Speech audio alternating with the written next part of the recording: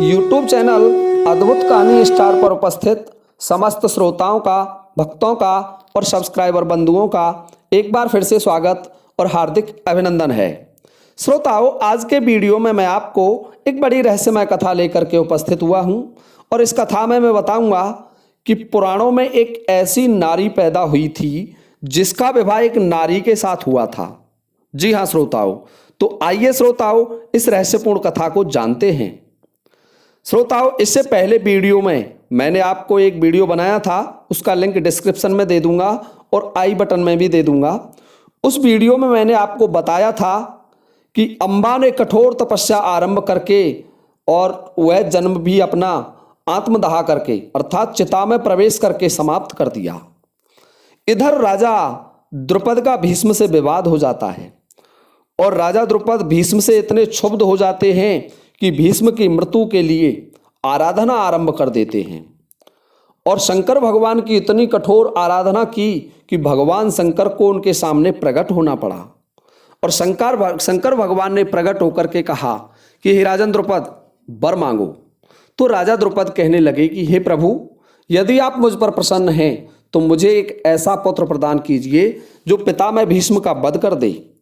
तो श्रोताओं, ये बात सुनकर शंकर भगवान कहने लगे कि हे राजन, तुम्हारे यहाँ एक पुत्री का जन्म होगा।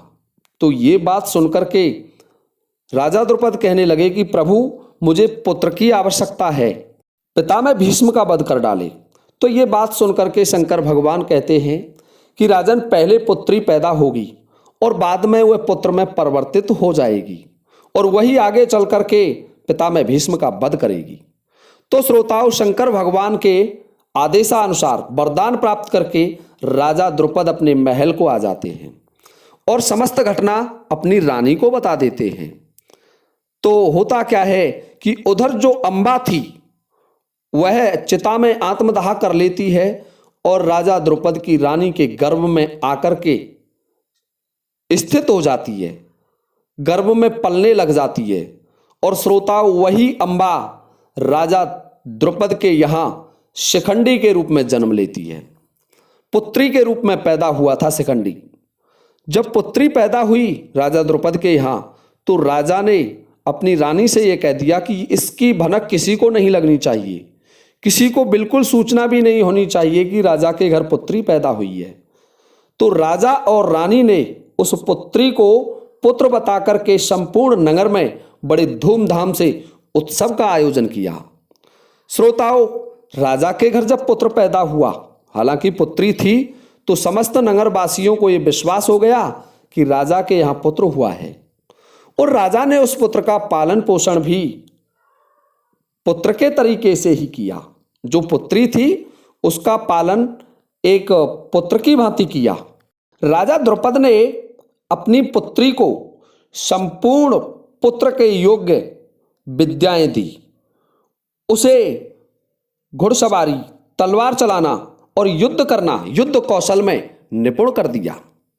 श्रोताओं, गुरु द्रोणाचार्य से शिखंडी के लिए धनुष विद्या सिखाई गई और जब शिखंडी जवान हो गया तो राजा को चिंता बढ़ने लगी और राजा अपनी रानी से कहने लगा कि रानी, देखिए ये पुत्री जवान हो गई है और अभी तक पुत्र में नहीं बदली है।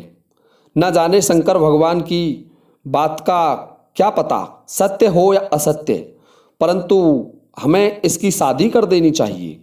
तो ये बात सुनकर के रानी कहने लगी कि महाराज, भगवान शंकर का वरदान कभी झूठा नहीं जा सकता, हमें इस पुत्री को पुत्र बनाकर ही इसका विवाह कर देना चाहिए।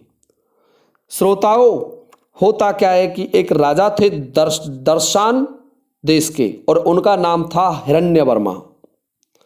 हिरण्यवर्मा की एक पुत्री थी, बड़ी सुंदरी थी, परम गुणवान, सुशील और रूपवती पुत्री थी। तो राजा हिरण्यवर्मा की जब पुत्री विवाह योग्य हो गई तो उन्होंने वर खोजने का अपना अभियान चलाया, अपने मंत्रियों को भेजा। तो जब मंत्री राजा द्रुपद के यहाँ आए तो उसके घर एक सुंदर कुमार देखा, जो लड़की थी उसकी शिखंडनी, उसको देखा और राजा से कहने लगे कि महाराज, आप अपने पुत्र का विवाह ले लीजिए। तो इधर राजा द्रुपद ने अपनी पुत्री का विवाह स्वीकार कर लिया, अर्थात जो शिखंडी था। श्रोताओं, तो राजा द्रुपद ने अपनी पुत्री का विवाह, देखिए मैं एक संस्कृत श्लोक पढ़ रहा हूं, तत्स्तौ निश्चम कृत्वाम तस्मेन कार्यस्था दंपति वर्याम चक्रतो कन्याम दर्शाणधिपते सुताम।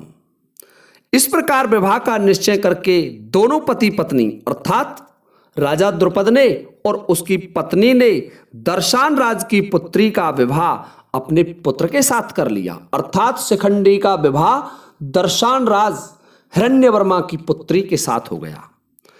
श्रोताओं, ततो राजा द्रुपदो राज सिंहम सर्वान या राज्ञ कुलतः सायन सायम्य दर्शान कश्यम नृपते स्तु नजाम शिखंड ने वर्यामाशम दारान। तदनंतर राजाओं में श्रेष्ठ द्रुपद ने समस्त राजाओं के कुल आदि का परिचय सुनकर दर्शान राज की ही पुत्री का विवाह अपनी पुत्री शिखंडनी के साथ कर दिया। श्रोताओं, दोनों नारियां, शिखंडी भी नारी था और दर्शान राज की पुत्री भी नारी थी, और विवाह कर देता है राजा द्रुपद। जब दर्शान राज की पुत्री और अपनी ससुराल में आती है, राजा द्रुपद के यहाँ पांचाल में पहुंचती है, तो कुछ दिन जब वो राजा द्रुपद के यहाँ रहती है तो उसे पता चल जाता है कि उसका पति है वो नारी है, एक पुरुष नहीं है।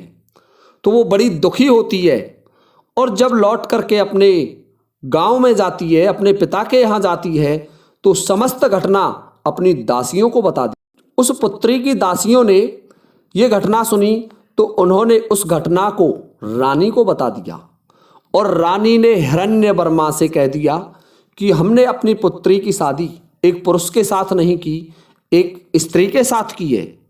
तो ये बात सुनकर के राजा हिरण्यवर्मा बड़े क्रोधित हो गए। बड़े बलशाली, महान शक्तिशाली और विशाल सेना से सुसज्जित राजा हिरण्यवर्मा ने क्रोध करके एक दूत बुलाया और दूत को बुला करके राजा द्रुपद के दरबार में भेजा और दूत से कहला दिया कि राजा द्रुपद, युद्ध के लिए तैयार हो जाओ। तुमने मेरे साथ इतना बड़ा धोखा किया है कि मेरी पुत्री का वर्ण अपनी पुत्री के लिए कर लिया। तुम्हारा जो पुत्र है वो पुत्र नहीं है, वो एक पुत्री है। श्रोताओं, जब उस दूत ने अपना पत्र लाकर के राजा द्रुपद के दरबार में प्रस्तुत किया, राजा द्रुपद की सभा में दिया, तो राजा द्रुपद के जो पढ़ने वाले विद्वान ब्राह्मण थे उन्होंने उस पत्र को पढ़कर राजा द्रुपद को सुनाया। तो राजा द्रुपद घबरा गए। राजा द्रुपद सोचने लगे कि अब क्या होने वाला है।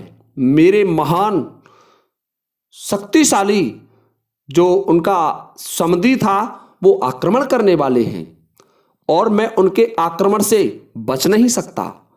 श्रोताओं, ये बात राजा द्रुपद अपनी सभा में सुनकर के निस्तब्ध रह गए और बेमन से अपनी रानी के पास आए और रानी से कहने लगे कि रानी, बड़ा भयंकर अनिष्ट होने वाला है। रानी बोली, महाराज क्या हुआ? तो राजा द्रुपद बोले कि रानी, दर्शान राज हिरण्यवर्मा क्रोधित हो गए हैं और उन्हें पता चल गया है कि जो मेरी पुत्री है शिखंडिनी वो पुरुष नहीं है, एक स्त्री है, और मैंने उसकी पुत्री का विवाह मेरी पुत्री के साथ किया है। तो इस पर वो क्रोधित हो गए हैं और मुझ पर आक्रमण करके मेरे मंत्री, सेना और मेरे राज्य सहित मेरा विनाश करना चाहते हैं। श्रोताओं, जब ये घटना शिखंडी ने सुनी, शिखंडी भी वहीं सुन रहा था, तो शिखंडी ने मन में विचार किया कि ये समस्त जो कष्ट का समय है ये मेरे कारण ही पैदा हुआ है। और शिखंडी ये विचार करते हुए रात्रि के समय वन को चला जाता है।